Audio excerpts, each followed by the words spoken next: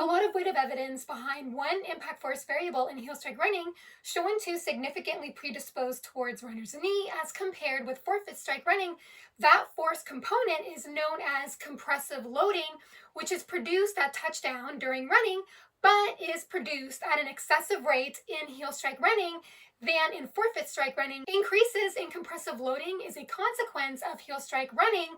because at heel strike most often accompanies an overstride, meaning that upon touchdown, the foot overreaches out in front of the body and ends up landing ahead of the knee and the center of mass, which is the upper body. This landing configuration causes the center of mass to crash harder directly head on with the stance leg, and this crash period of the upper body on the stance leg persists longer in duration, in addition to being produced at a larger magnitude in heel strike running than in forefoot strike running. Greater compressive loading is the result of the extended collisional time between the upper body and the much more extended leg at touchdown. At heel strike, when running, where the knee just so happens to bear the expense of this bulk of this impact, and is one reason heel strike running and knee injury consistently get linked together. But another force component that seems to be unique to heel strike running that may also make the knee more vulnerable to injury as compared with forefoot strike running is that according to a 2014 study in the British Journal of Sports Medicine, which is linked down below the video in the description box, found that heel strike runners who suffered knee pain generated a higher vertical peak force, which means a burst of high impact that generated beyond tolerance underneath the outer side of the heel. This particular force was a byproduct of the prolonged crash period that occurs, as I just mentioned, between the center of mass and the stance leg at heel strike in heel strike running. This caused impact peak pressure to be heavily localized on the heel, and the researchers discovered that near the end of the propulsive phase in heel strike running, this overpressure hotspot on the heel shot up to the second metatarsal head just under the second toe. This caused maximal peak pressure to be highest on that area, which transferred higher vertical peak forces to more proximal joints, namely the knee joint. The cumulative effect of the burst of excessive impacts localized on the foot rippled up the leg and resulted in knee pain and stiffness. In running, different foot strike landings result in different foot loadings,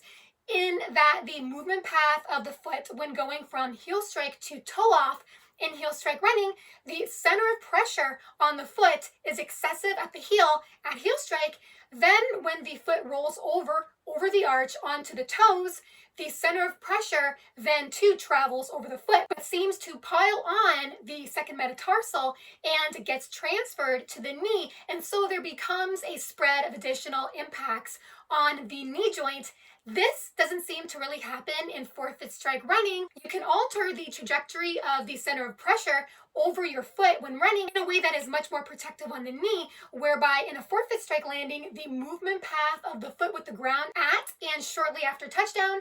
plays a dominant role in preventing high impacts from not only being produced in the first place, but from rising up the leg, because landing forefoot first during running, especially in a running shoe with a considerably wide toe box, which allows for the toes to spread and for forefoot expansion more fully at touchdown, results in a larger contact area of the foot at touchdown, which allows the center of pressure to dissipate over a larger surface area of the foot. Shortly after the forefoot strikes the ground, the heel also lowers down to the ground, where there's really no burst of impact or impact peaks at the heel either, because by the time the heel drops down to the ground, the center of mass has shifted more forward away from the heel. It's this coupling of making initial ground contact in a wider area of the foot, followed by the lowering of the heel down to the ground, that allows the center pressure to dissipate and absorb without creating